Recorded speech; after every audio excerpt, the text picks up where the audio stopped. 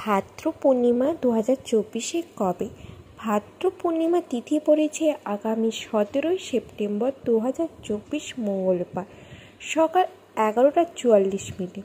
পূর্ণিমা থাকবে 18 সেপ্টেম্বর বুধবার সকাল 8:04 পর্যন্ত। তবে গোস্বামী মতে পূর্ণিমা পালন হবে 18 সেপ্টেম্বর 2024 বুধবার। তবে যারা সত্যনারায়ণ পুজো, লক্ষ্মী পুজো বা চন্দ্রদেবের পুজো করতে চান তারা 17 তারিখে রাত্রেই করবেন, আর সান্দান প্রক্রিয়া 18 সেপ্টেম্বর করবেন। ভাদ্র পূর্ণিমা থেকে শুরু হচ্ছে পিতৃপক্ষ। এবছর পিতৃপক্ষ শুরু হবে 17 সেপ্টেম্বর এবং তা চলবে 2রা অক্টোবর পর্যন্ত।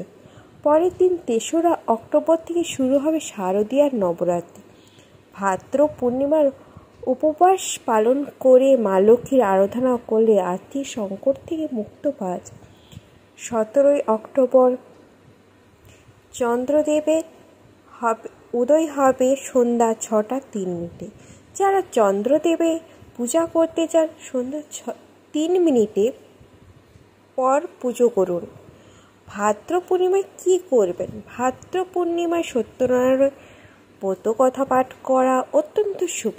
এর ফলে পুণ্য লাভ হয় এবং সংসারে সুখ ও সমৃদ্ধি বৃদ্ধি ঘটে।